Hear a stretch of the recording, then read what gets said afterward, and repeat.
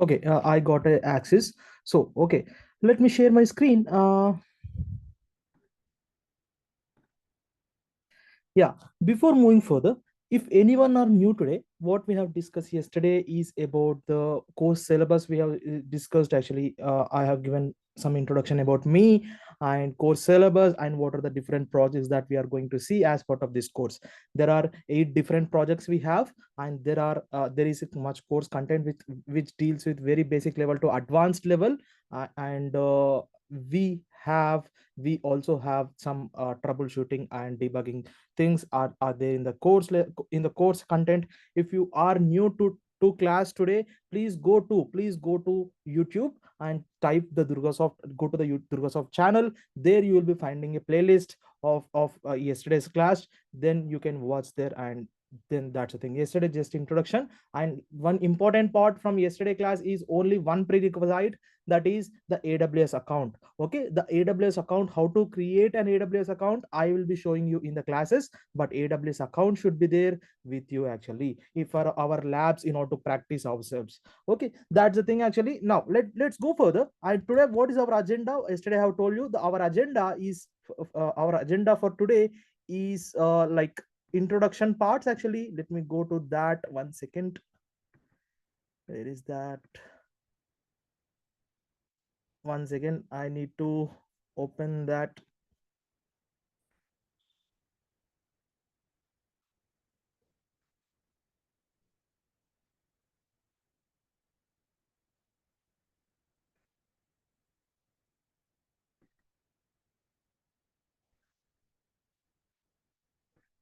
Okay.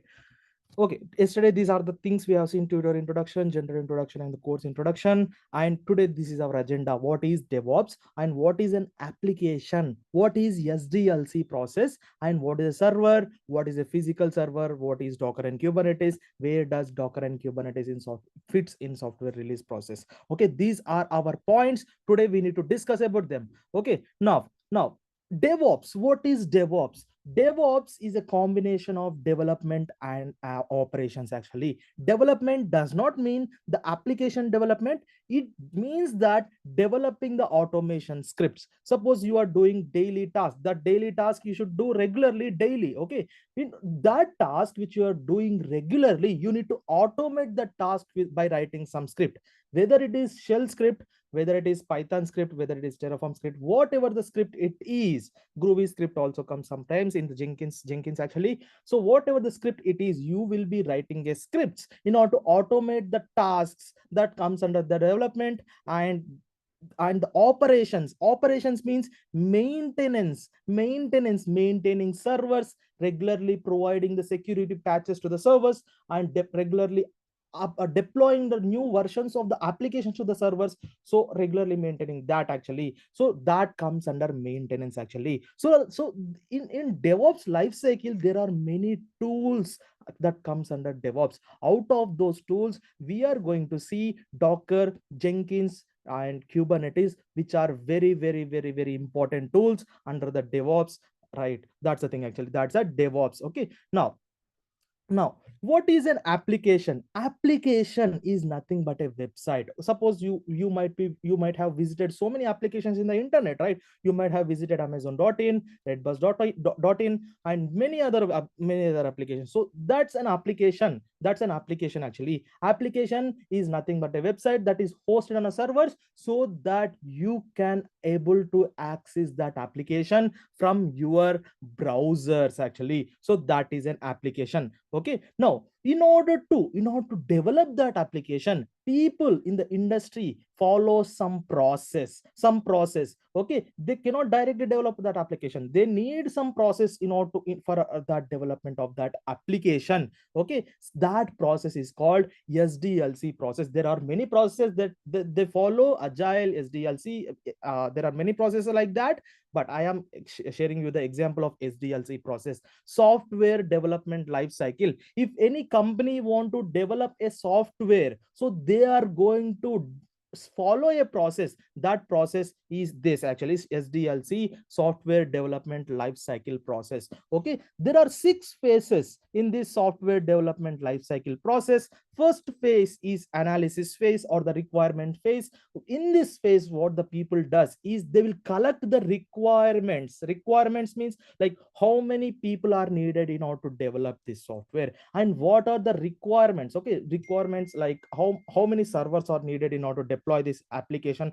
Okay, that kind of requirements will be collected as part of this analysis and our requirement phase actually. Now once the requirement phase got completed, then design phase is the thing. Next phase is design phase. In this design phase, people will be UI UX designers will be there, and they will be designing the application. Suppose in order to log into your application, a login username and password you need to enter, right? So that username and password, where should appear on the screen, whether it should be on the top of the page or the right side of the page, bottom left or right, that kind of design will be done in this design phase. And there will be also system design. Okay, like they will follow some design patterns. Okay, for the backend languages, we have something called design patterns. They are going to follow that design patterns, and they will be designing the application, and they will move this design to the next phase, that is called development phase. By looking at the design,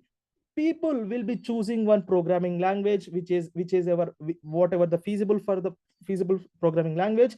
So for that application, suppose let's think in this case of Java. Okay, they have chosen Java, and they will be developing that application using Java programming language in this development phase. In this development phase, developers will also write unit test cases. They will be following some frameworks, okay, like JUnit, Mockito, and PowerMock. They will be following these frameworks, and they will be writing unit test cases in the development phase. Developers will be developing the applications, as well as they will be writing unit test cases. Okay, now after the development got completed, the next phase is testing phase. In this testing phase, okay, testers will be there. Testers will be testing our application, like they will be performing the stress testing, performance testing, or the regression testing, whatever testing. They will be using some tools in order to perform testing on the software which is developed in the development phase, and they will move that they'll move that tested software to the deployment phase. This is where our Docker and Kubernetes comes into picture. In the deployment phase, okay, we are going to deploy our applications using Docker and Kubernetes servers. Actually, we are going to deploying our application using Docker and Kubernetes. Okay, this is where our Docker and Kubernetes comes into picture in the deployment phase. Once the deployment phase got completed, next phase is maintenance phase. What is this maintenance phase? Maintaining the servers or maintaining the application, maintaining the regularly releasing new versions of the application.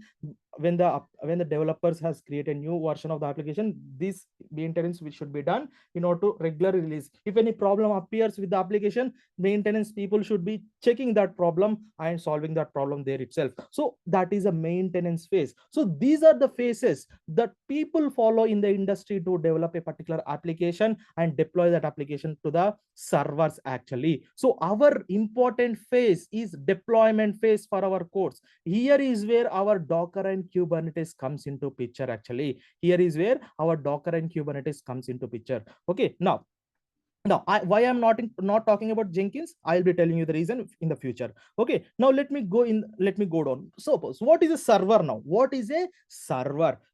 People developed an application. That application should be accessed to anyone in the world, right? That application should be able to access. The people should be able to access. Everyone in the world should be able to access that application, like Amazon.in. So that application should be placed on a server. In that application should be placed on a server, so that that application will be able to access to anyone in the world actually. So that is a server. There are many types of servers. Like there are two types of servers. One is physical server and the virtual servers actually. Physical server and virtual servers. Okay, let's discuss about the physical servers and virtual servers, and then why the Docker is evolved, that we are going to discuss. Okay, now where does Docker and Kubernetes fits in SDLC process? We have seen that Docker and Kubernetes technologies fits in deployment phase in the SDLC process actually. So that's where they fits. Okay, now deploying applications on physical servers. Before, let me draw a diagram. Okay, let me draw a diagram. Okay, let me go here. Let me select all these things. Okay, now let me put this as physical servers.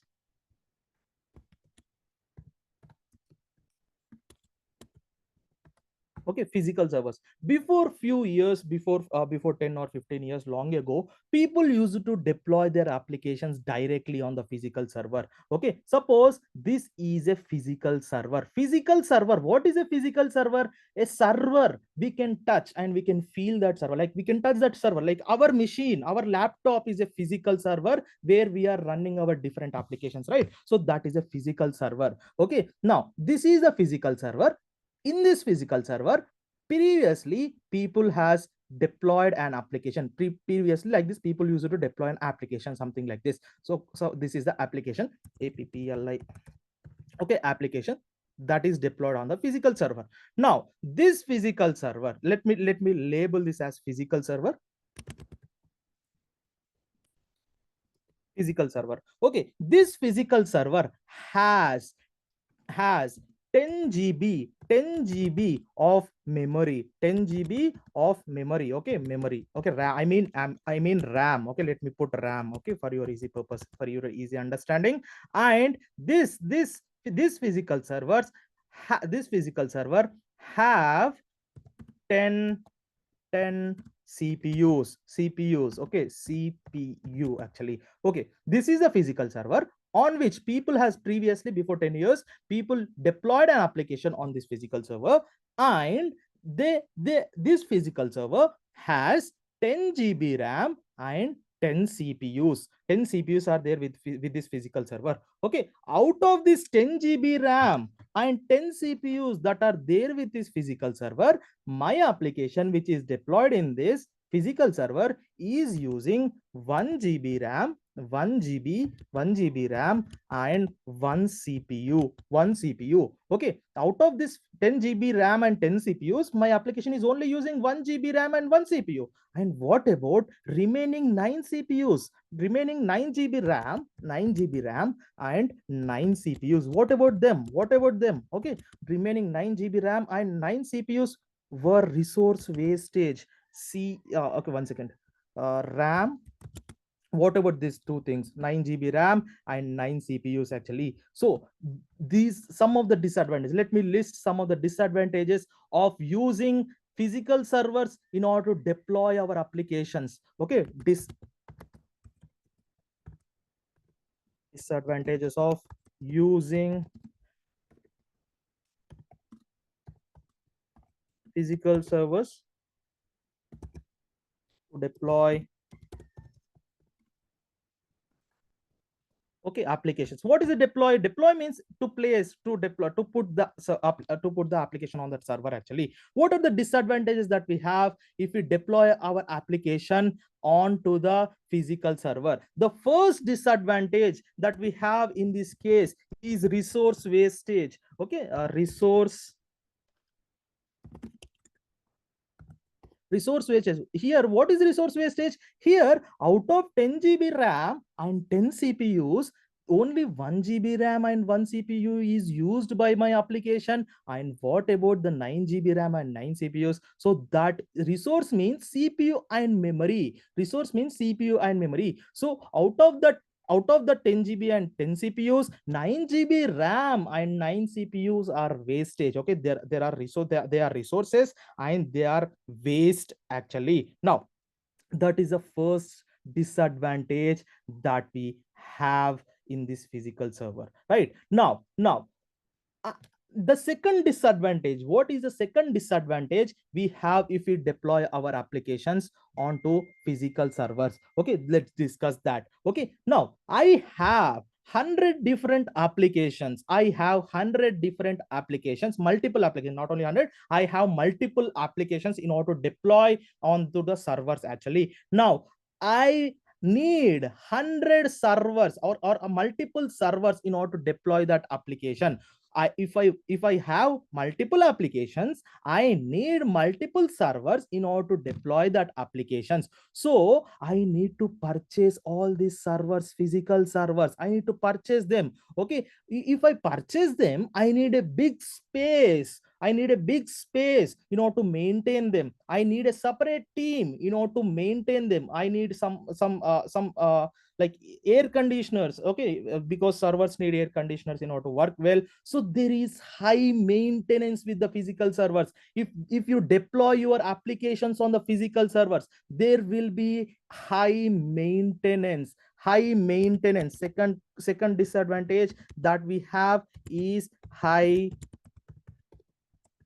maintenance. Okay, the third disadvantage that we have is huge cost. If I want to deploy multiple applications, right, I need to purchase multiple physical servers, right? So in that case, I need huge capital to in order to buy that physical servers. So deploying applications on the physical servers were costly. I need to pay the salaries for the people who are maintaining the physical servers and all the things. There will be a huge cost if I deploy the applications using physical servers actually. So this is a third disadvantage. Now what is a fourth disadvantage? What is a fourth disadvantage is, suppose if this by some problem appeared with the physical server, and this physical server is entirely crashed, right? In that case, the application which is running on this physical server will be automatically deleted, or the application will not be working because the physical server itself crashed. The application which is running on this physical server will also be crashed. Okay, the users are affected, right? So that is a fourth disadvantage. What is a fourth disadvantage? There is no high availability. Like if the application is deleted, a new application won't be created automatically until you interact with that, until you solve that problem actually. So in Kubernetes, a application is deleted, a pod is deleted, a new pod will be automatically launched without we interacting with that Kubernetes cluster. So such kind of automation, such kind of functionality provided by Kubernetes. But in this case, physical server don't have that functionality to create an application automatically. So there is no high availability. What is high availability? Even though application is deleted, a new application should be automatically launched. But in the case of physical server, that will not happen. So in what we can say that physical servers does not contain high availability actually. That's the fourth disadvantage, no high availability. No high availability. Like this, we have many disadvantage if we deploy our applications on the physical servers actually. Now let's stick to this four disadvantages. Now let's move further. Okay, let's move further. Now because of these reasons that we have, that because of these disadvantages that we have, in order to deploy our applications on the physical servers, a virtualization is introduced. What is virtualization? Let me tell you. Okay, there will be one physical server. Let me take this as a physical server, and let me name and let me label this as a physical server. Okay, let me label this one second.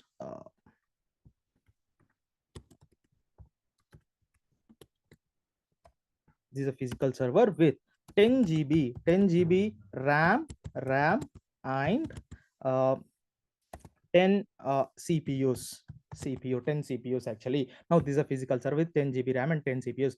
On this physical server, there will be a operating system running. There will be a operating system running. Whatever operating system it is, whether it is Linux or Windows, whatever it is, that's we do not bother about that. There will be a operating system, OS. Operating system will be running actually. Let me write some entire string actually.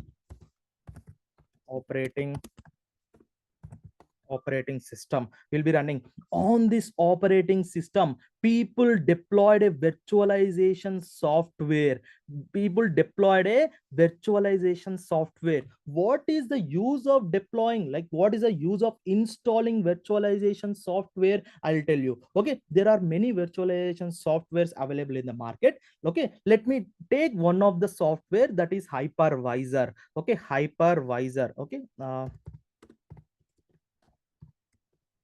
okay, we have hyper-v, we have virtualbox, something like that. Okay, let me take this hypervisor. Actually, you might have installed virtualbox in your local machine. What that virtualbox does, your local machine, your local laptop is a physical server, and you install the virtualbox. That means it's a virtualization software. What that virtualization software does, it allows us to create multiple machines in same you in your laptop. Actually, in this case also, this hypervisor will allow us to create multiple machines in one physical machine. Okay, this machine, server, all are same. Actually, let me copy this. Okay, this is the second, this is second machine or second server.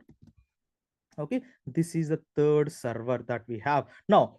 Who will allow us to create the multiple servers like this? Virtualization software like hypervisor will be allowing us to create multiple servers on one physical server. You can see that one physical server, we have created multiple servers. Okay, these servers are called virtual servers. Okay, these are called virtual servers or VMs. Okay, these are called VMs. Okay, VM1. Okay, now this is VM2. Okay, VM2, and this is the VM3. VM3 actually. Okay, now on one physical server, we have created multiple servers. Those servers are called virtual servers or virtual machines or EC2 machines, instances. Every all these names comes under same word, meaning is same, that is virtual machines. Actually, so these are virtual machines. Actually, now, and the 10 GB RAM and 10 CPUs were allocated to this virtual machine. Okay, let me take the example as this first virtual machine has been allocated with 3 GB RAM, 3 GB RAM. Okay, and 3 CPUs. 1 second, let me put something like this. Okay, 3 CPUs. Okay, the second virtual machine is also allocated with 3 GB RAM and 3 CPUs. 1 second, let me put here. Okay, the third virtual machine also allocated with 3 GB RAM and 3 CPUs.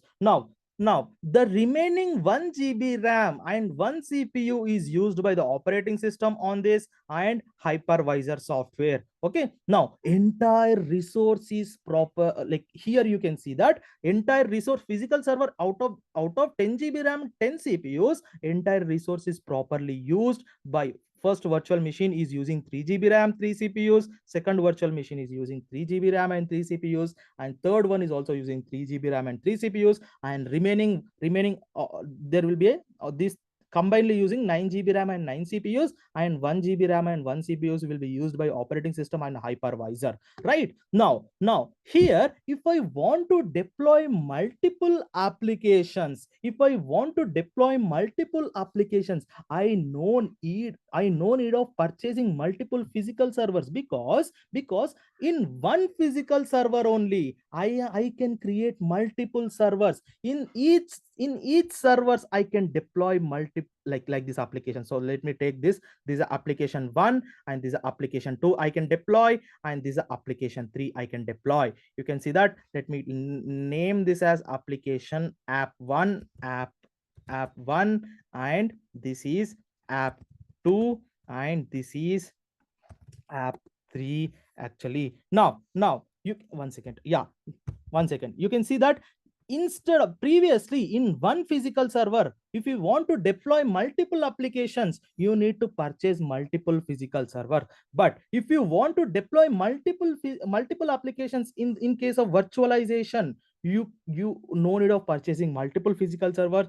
Okay, you can deploy multiple applications in one physical server using virtualization concept. You can see that. Okay, you can like this actually. Now here there will be a no high maintenance, because instead of purchasing many physical machines, we have only one physical machine, and we have multiple servers in that physical machine that are called virtual machines.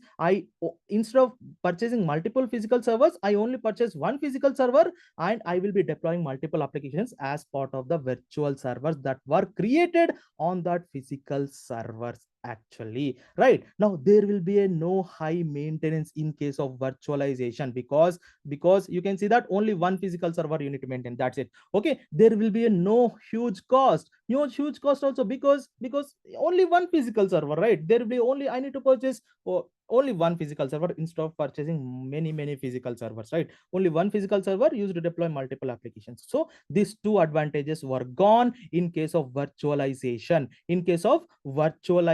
actually. So these two disadvantages were gone in case of virtualization. You can see that these were gone in case of virtualization. Now these others two will still persist. Okay, if the application is deleted, suppose if this application is deleted in this virtual machine, there is no mechanism with the virtual machine to recreate application automatically. That means there is no high availability with the virtual machine actually. Now who gives this high availability? High availability will be given to us by the Kubernetes. Let's discuss that further. Right now here, for this also you have resource wastage disadvantage. Now let's think about that. Let me show you that. Now out of this 3 GB RAM and 3 CPUs which is allocated by my to my virtual machine 1, my application is only using 1 GB RAM, 1 GB RAM and 1 GB, one second, 1 GB RAM and 1 CPU, 1 GB RAM and one CPU. Okay, my application is only using 1 GB RAM and one CPU. Now what about remaining 2 GB RAM and two CPUs which are there with my virtual machine 1? Okay, what about 2 GB RAM and two CPUs which are there with my virtual machine 1? So that is the resource wastage disadvantage is still there in case of virtual machines also. Now disadvantages of using virtual machines in order to deploy our applications on them is, first one is resource wastage. Okay, let me type disadvantages of using virtual machines,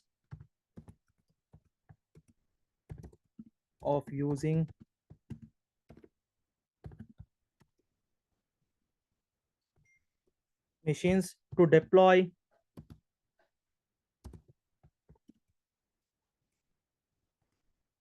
applications actually. So this is the thing. Okay, now first disadvantage, that is resource wastage. Okay, the second disadvantage, there is no high availability, no high availability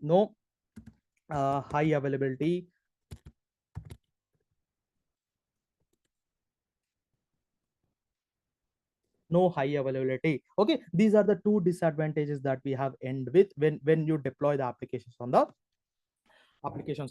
virtual machines. Now because of these disadvantages, a new concept has been evolved, that is Docker. Okay, that is Docker. In Docker, what we'll be having here, we will be having one physical server. Let's think this is a physical server. Oh, okay, now in this physical server we have Hello. yeah, hello. Yeah, sorry, sir. Sorry to interrupt. Sir, one question here.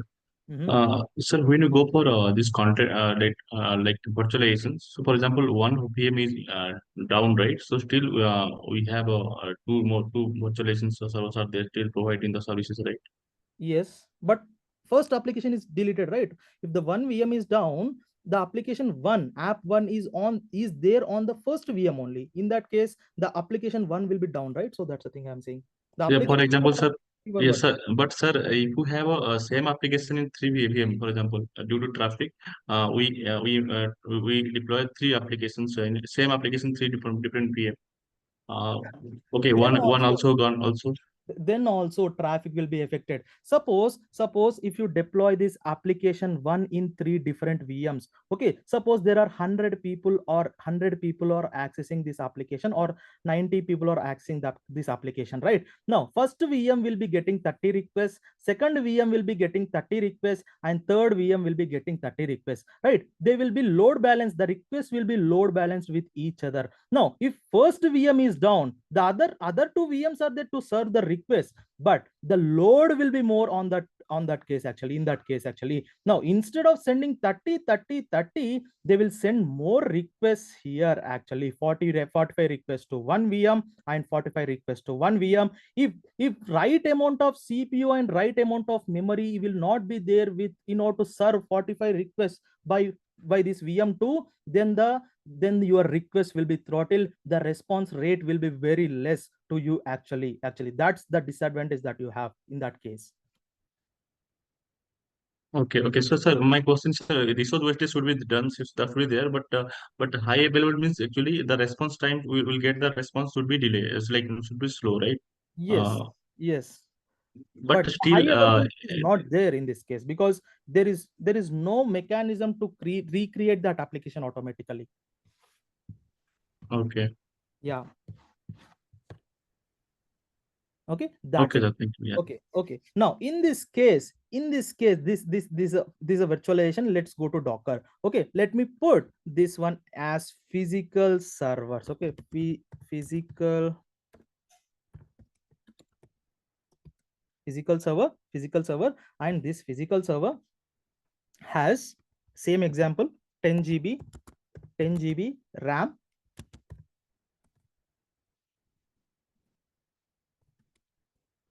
10 CPUs. 10 CPUs are there. Now, on this physical server, same operating system will be there, hypervisor will be there. Let me take that one as here, operating system, right? Now, this is the hypervisor, right? Okay, now on this physical server there will be three virtual machines actually. Now in the same way there will be three virtual machines. Let me draw only one virtual machine, let me draw something like this. There are three virtual machine, which is shown here, something like this. Let me draw a small thing, that one second, something like this.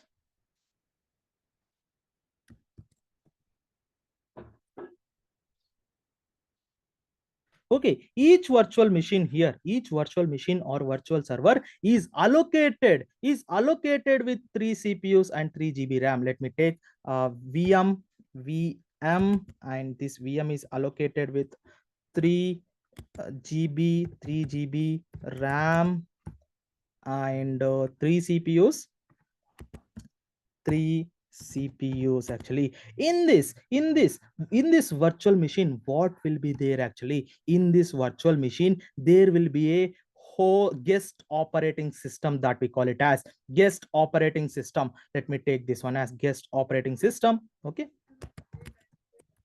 guest OS.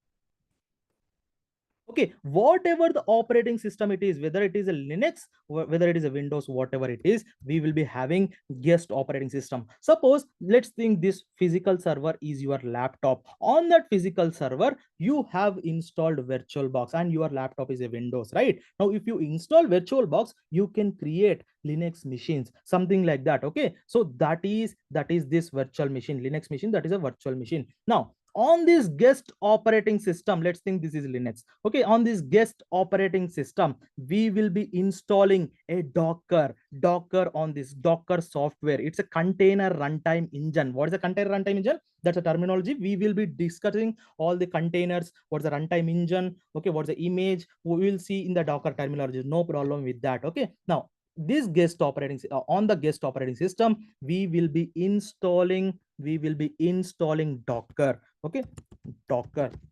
Docker is a software where you can run your application as containers. Okay, I'll tell you what is containers, what is things, and yeah, do not worry about that now. No, if you install Docker, what you can do is you can deploy application. Suppose this is the application app one.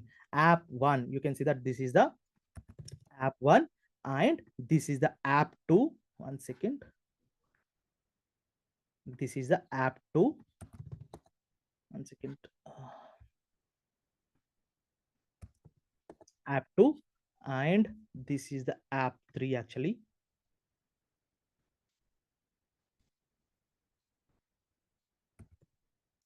App 3. Now out of this 3 GB RAM and 3 CPUs, my application is using each app 1 and app 2 and app 3 is using 1 GB RAM and 1 CPU. Actually, it is using 1 GB RAM and 1 CPU. Let me copy this and let me put for this application as well. Okay, let me put for this application as well. Okay, now you can see what is the advantage you are going to get if if you are using Docker. Actually, now entire resource is properly used. You can see that out of 3 GB RAM and 3 CPUs which is allocated to this virtual machine, entire resource is properly used, and there is no resource wastage in case of Docker. Okay, now that's the advantage that you are going to get if you deploy your applications on Docker. And what are the different advantages that you are going to get, we are going to discuss further. As of now, think this is the advantage you are going to get if you deploy your applications as Docker. There are many advantages, but yeah, do not worry about that, because if I talk all the things now, it will be confusing for you. Just think, I'm going in a process way, so do not forget about that. So this is the advantage that you are going to get. There is no resource wastage if you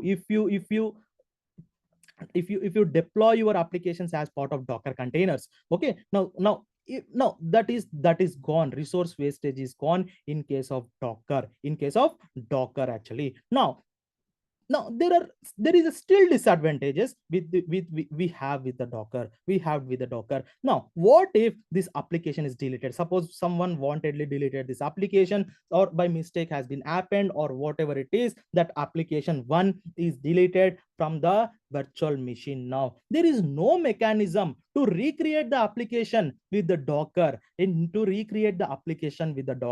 Now that kind of, there are multiple disadvantages with the Docker, because yeah, that's the thing. That is why the Kubernetes or container orchestration technologies were evolved. Now all the disadvantages will be shown as part of the Kubernetes course, but let's think, there is, if the application is deleted as part of the Docker, there is no mechanism, a new application will not be created automatically. Now this disadvantage, that means no high availability is there with the Docker. There is no high availability is there with Docker. Now what in that case, we have Kubernetes, that is container orchestration technology. Now let me cancel this, let me open new.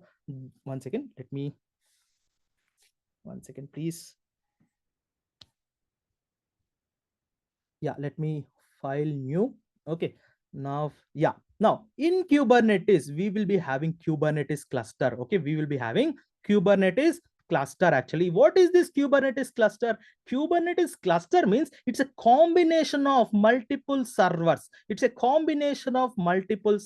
server 1 and this is server 2, and there will be a multiple server, something like this. Okay, how many servers, how much capacity you want, that much capacity you can create a Kubernetes cluster with. Actually, it's a combination of multiple servers. Now if you deploy the application into the Kubernetes cluster, if you deploy your application onto the Kubernetes cluster, if this application is deleted, by wantedly or by someone by mistake, or if some way the application is deleted, okay, Kubernetes have a mechanism to recreate this application that will detect Kubernetes software. There are some components in the Kubernetes controller manager, so that will detect that there is a deletion of the application happened in the Kubernetes cluster, and that will recreate the application automatically on the Kubernetes cluster without we going to Kubernetes cluster, without we interacting with the Kubernetes cluster, without we solving the problem. The Kubernetes itself creates a new application automatically without we doing that actually. So such kind of functionalities are there with Kubernetes. Now that's the thing actually. Now that's a short introduction about the Kubernetes, but there will be a much more things with the Kubernetes. But yeah, if I tell you all the things now, it is not a right time to discuss all those things. Yeah, that's the thing actually. Now what we have discussed, first we have discussed what is server, what is a physical server. If we deploy applications on the physical server, what are the disadvantages we have? Because of the disadvantages we have, if we deploy applications on the physical server, we went to virtualization. What is virtualization? Virtualization will be helping us to create multiple servers in one physical server. Okay, that are called virtual machines or virtual servers. So what are the disadvantages if we deploy our applications on the virtual server? Okay, we have two disadvantages. You can see that these are the disadvantages we have assumed, and that is there actually. And because of the disadvantage, we went to do Docker, and because of the disadvantage that we have with Docker, we went to Kubernetes. So in such a manner, the course will be explained step by step process. Okay, that's a thing actually. If you have any questions, you can ask before moving further. Anyone have any questions, please?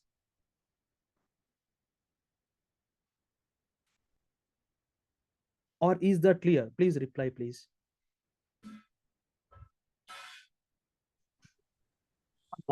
Clear, sir. I have a question.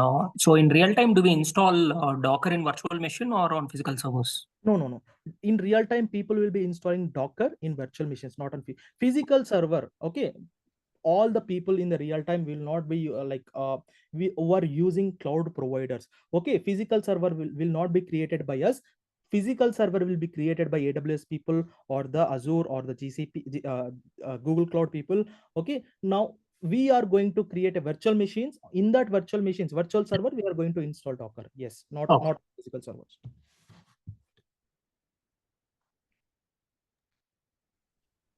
Okay. Hello. Yeah, hello.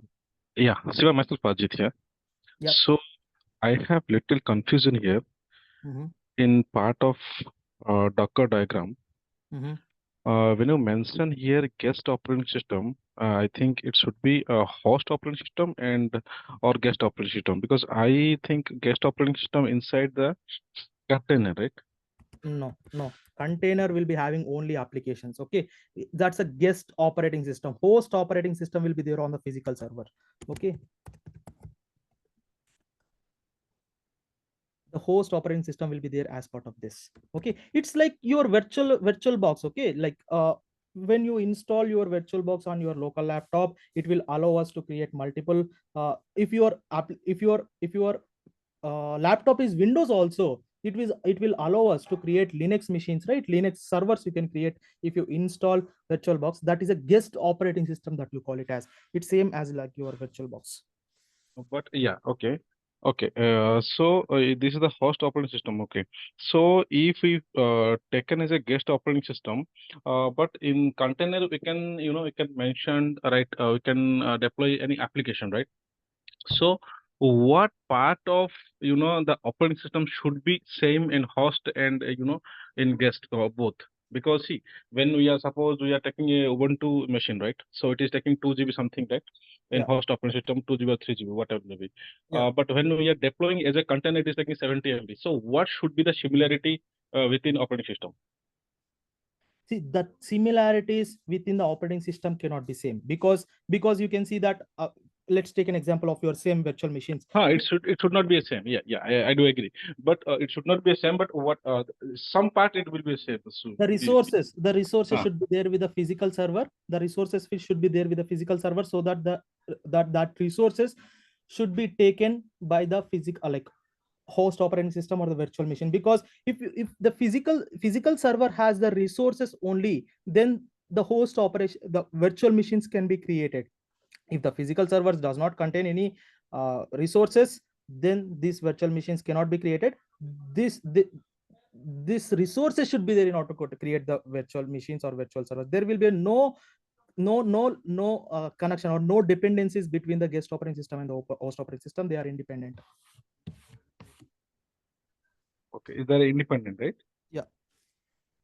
And the work-wise, the task-wise, it might be independent. So what am I my assumption? So there should be a like /bin folder, slash the kernel files should be same, right? /bin folder /etc/mnt /var, all these things, you are going to deal with guest operating system only. You are not entering to the host operating system, because host operating system will be entirely maintained by the AWS people. We are going to install this, we are going to use this virtual machine, and we are going to, whatever the folders you did, we are going to see that definitely. But all those folders which you mentioned, those folder belongs to this guest operating system. Okay, that's the thing. Okay. Yeah.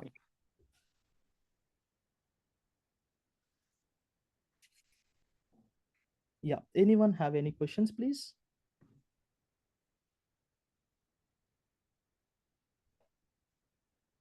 Okay, if you have no questions, let's go further. Now we are going to see how the applications will be deployed in the real time, or how the people use it to follow the process in order to deploy that application on the Kubernetes cluster using Docker and using Kubernetes. Let me show you that. 1 second. Let me remove all these things. Now in this case, we will be having a developer. Let's think he is a developer. Now this guy is a developer. Okay, this developer has written some application, has coded some application, and this application will be pushed to GitHub repository. See, will be pushed to version control system or GitHub repository, or there are many version control systems available in the market like GitLab or GitHub or Bitbucket, right? There are many version control systems. So he will push his code to the GitHub repository, something like this. Okay, now this is the code application. Let me application code. Application code he has been pushed to the GitHub repository. Now this application code, from this application code which he has written, this application code cannot be directly put on a servers. There will be many transitions for this application code in order to put on a servers using Docker and Kubernetes.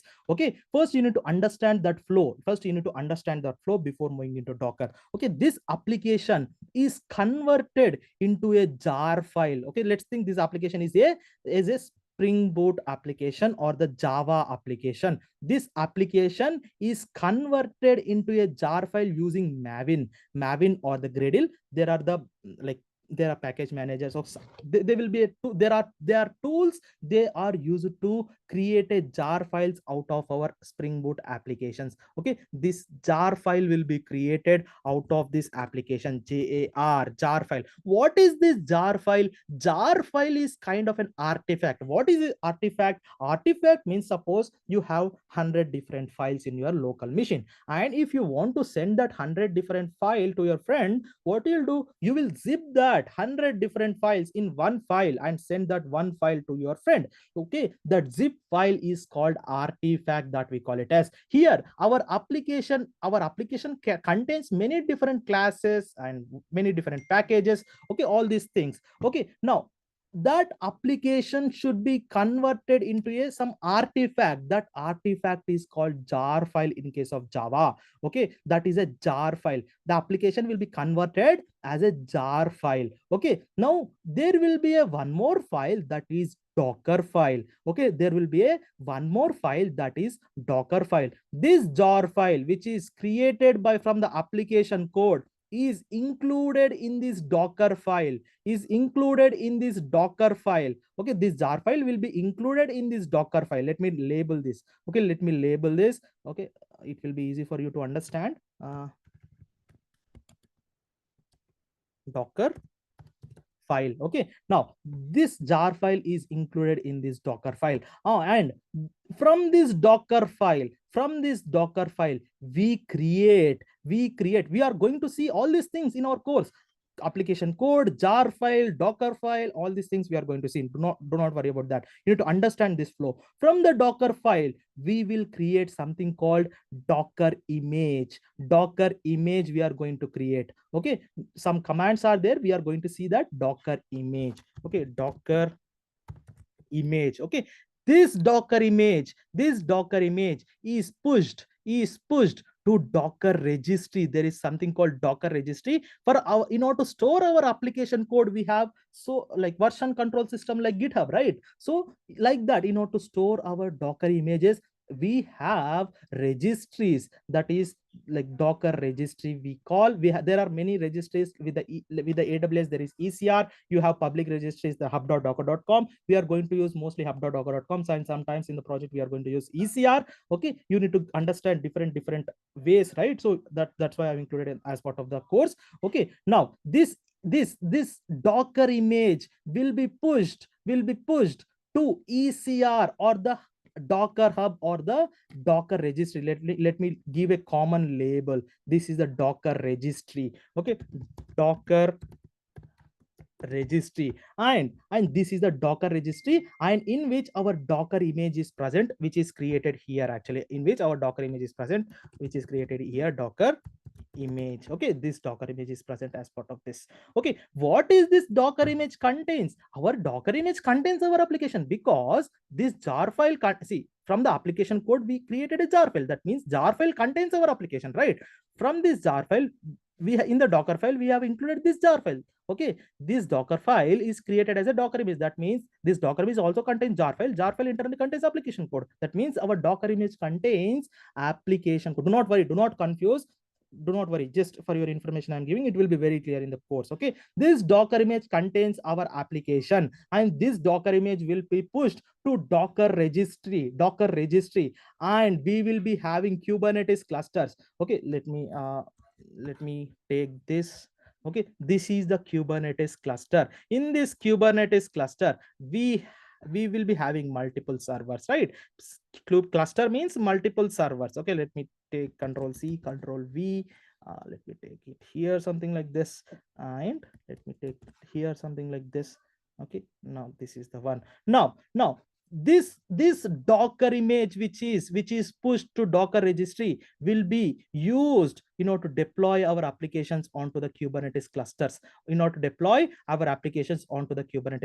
Actually, now this is the flow. This is a like overall flow the people use it to follow. People will be following to deploy their application, which is created by the developer, onto the servers. Okay, actually this is a Kubernetes cluster. Okay, this is a Kubernetes cluster. Okay,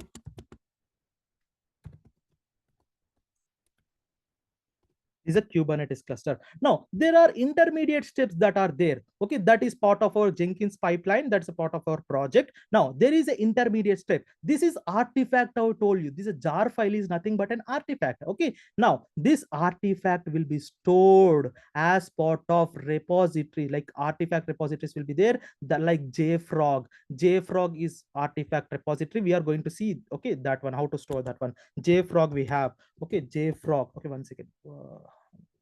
This one I need to take.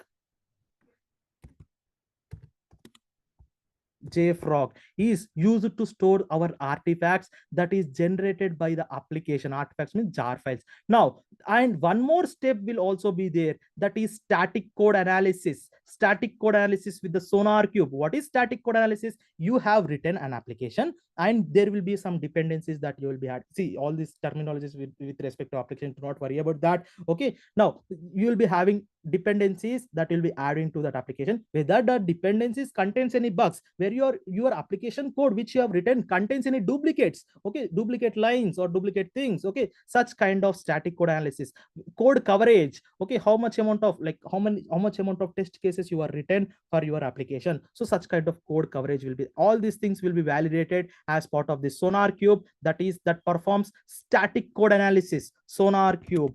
Okay, sonar cube. Okay, sonar cube will be there. Now, these are the two steps will be there. One more step will be there. Scanning of this Docker image. Scanning of this Docker image. Okay, using Tree. Tree is the tool with which we are going to scan our Docker images. This is the tool that with which we are going to scan our Docker images. Okay, Trivy, Trivy actually. So this is the flow people will be using to deploy their applications onto the Kubernetes clusters, onto the servers, and users will be accessing that application from their browsers actually. So that's how the people will be using these things actually. Any questions that you have with this flow? Anyone, please?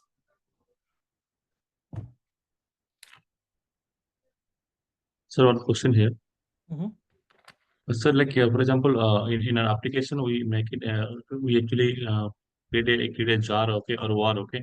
And sir, why we need to actually I need to put Docker. So why we need to put Docker file in that within that jar packaging? No. You jar file will be included as part of the Docker file, but Docker file will not be there as part of the jar file. Okay, jar file will be included as part of the Docker file from this Docker file, because this application need to be deployed as a Docker container. We are going to deploy the application as a Docker container, right? In that case, you need a Docker image. Okay, you need a Docker image. In that case, you need a Docker file. You should write a Docker file, because from the Docker file only you can create a Docker image. If this Docker file needed your jar file in order to convert your application code into a Docker image. Okay, that is needed actually, because this application itself need to be deployed on the Kubernetes cluster with Docker container, right? As a container to deploy it.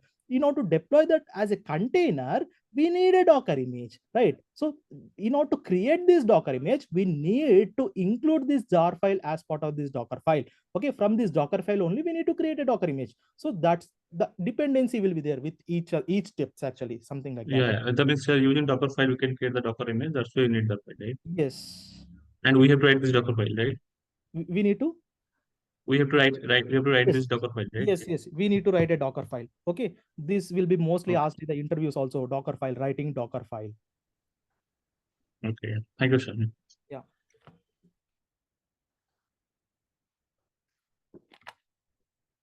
See, are you people understanding? Are you people understanding the importance of this flow? Please answer, please. Are you people understanding what I'm explaining? Or shall I explain one more time tomorrow also? What you say? Yeah, I'm able to understand. Thank you. Yeah. Yes, sir. It's understandable. Sure. Okay. Thank you.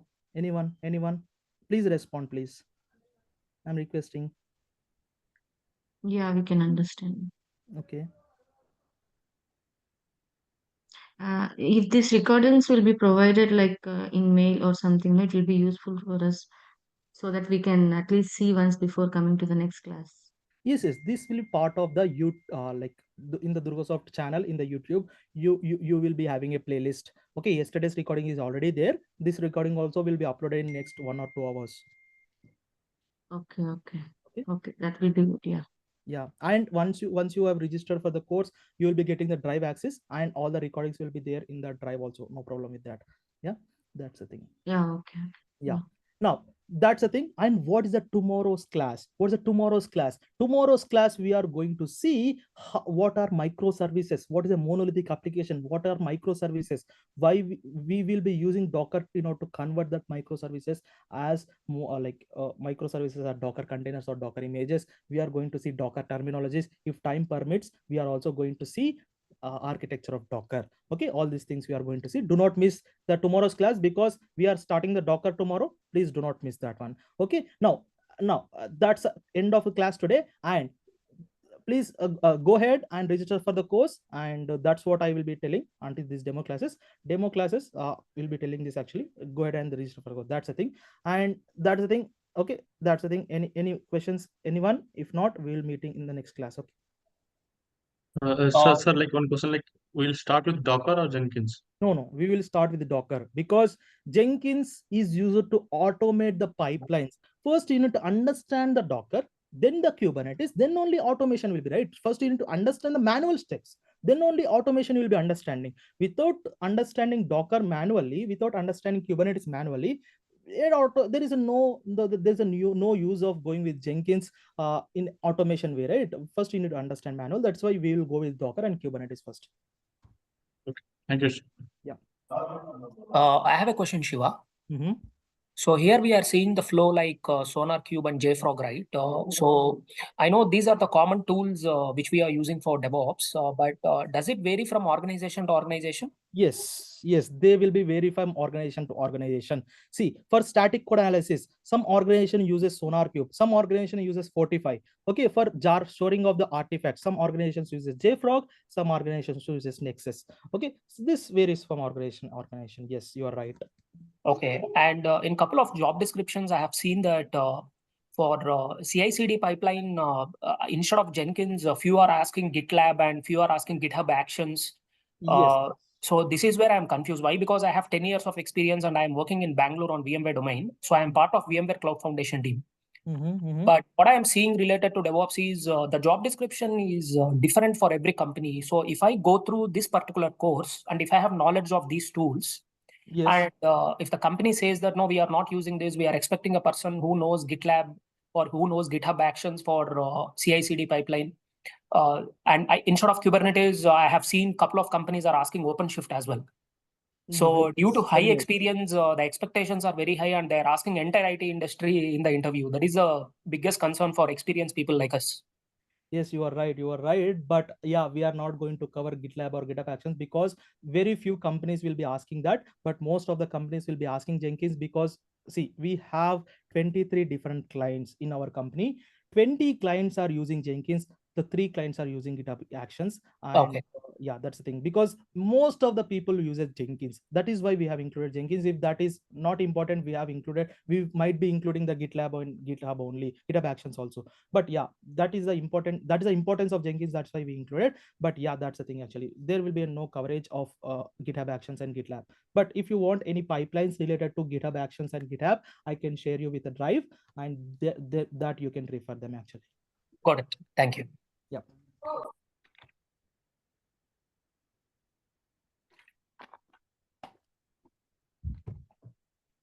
Okay, yeah, that's the class for today, and I have told you what we are going to discuss tomorrow, and that's the thing. And have a good day. Please go ahead and register for the course. That's the thing. Thank you. Bye. Thank you, sir. Bye.